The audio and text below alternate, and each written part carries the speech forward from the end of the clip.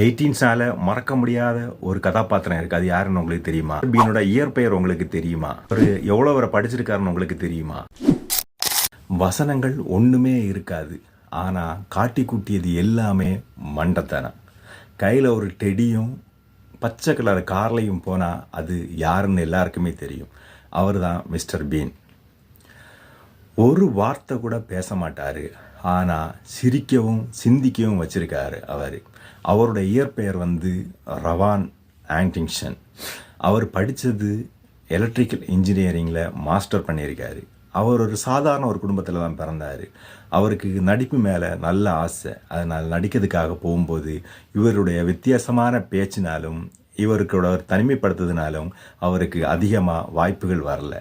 அதனால் இவர் வாய்ப்பை தேடியெல்லாம் போகலை.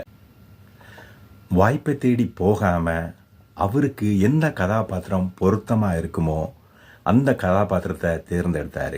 அப்படி 1990 சார்லி சாப்ளினுக்கு அப்புறமா ஒரு தவிர்க்க முடியாத ஒரு கதாபாத்திரம் தான் மிஸ்டர் பீன். அது எத்தனை எபிசோடு வந்திருக்குன்னு தெரியுமா? வெறும் 15 எபிசோடு தான்.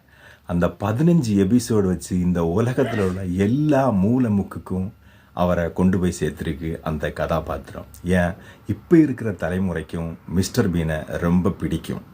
ஒரு வார்த்தை கூட பேசாமல் தன்னுடைய தனித்துவமான ஒரு நடிப்பில் மட்டும் இந்த உலகம் மொத்தம் தெரிஞ்ச ஒருத்தர்னா அது மிஸ்டர் பீன் தான்.